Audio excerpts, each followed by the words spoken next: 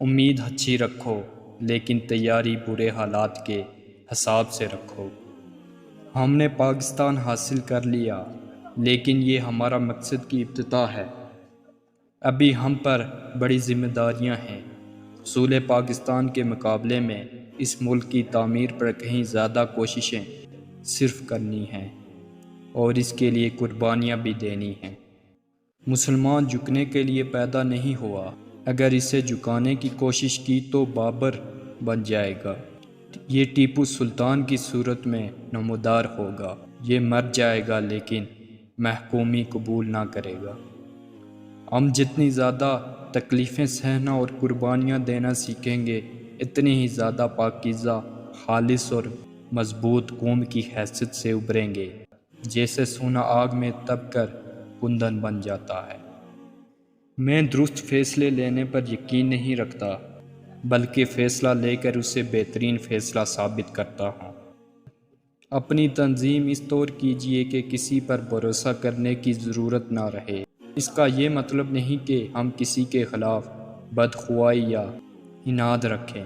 اپنے حقوق اور مفاد کے تحفظ کے لیے وہ طاقت پیدا کر لیجیے کہ آپ اپنی مدافعت کر سکیں۔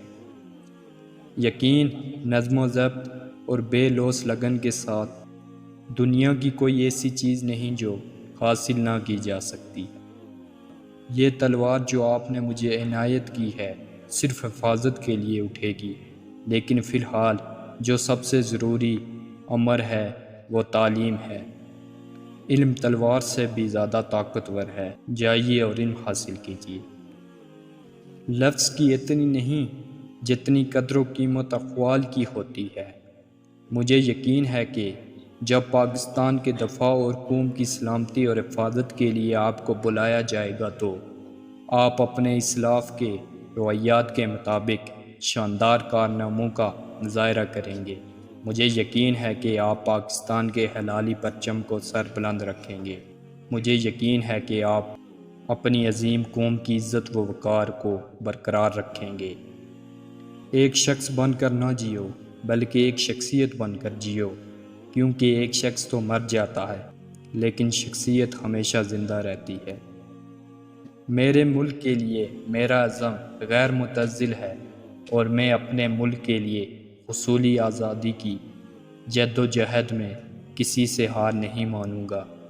میں ایک باعمل آدمی ہوں۔ بڑے سے بڑے اور چھوٹے سے چھوٹے ہم سب مملکت کے ملازم اور خادم ہیں۔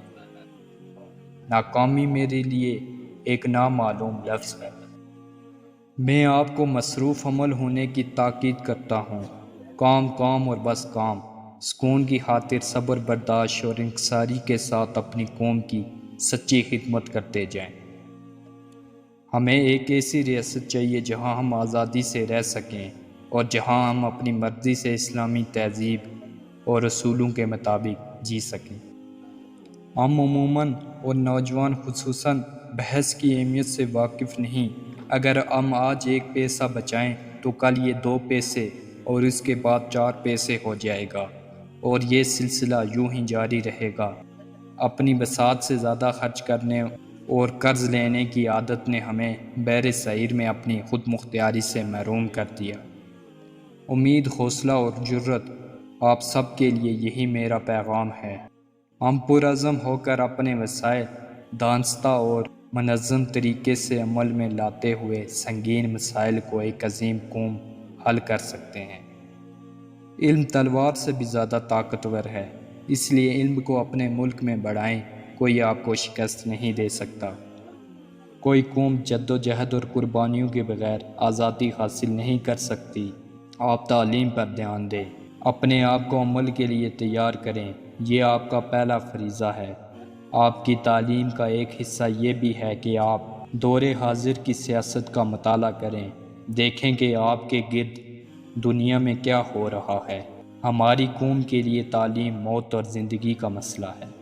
خدا نے ہمیں یہ سنہرا موقع عطا فرمایا ہے کہ یہ ہم ثابت کر کے دکھائیں کہ ہم اپنے واقعی ایک نئی مملکت کے معمار ہونے کی اہلیت رکھتے ہیں۔ خدا را کہیں لوگ ہمارے متعلق یہ نہ کہیں کہ یہ بار اٹھانے کے قابل ہی نہیں تھے۔ آخر یہ کہنے کا کیا فائدہ ہے کہ ہم سندھی یا پٹھان یا پنجابی ہیں؟ نہیں، ہم سب مسلمان ہیں۔ اسلام نے ہمیں یہی سکھایا ہے۔ میرے پیغام کا خلاصہ یہ ہے کہ ہر مسلمان کو دیانتداری، خلوص اور بے غرضی سے پاکستان کی خدمت کرنی چاہیے۔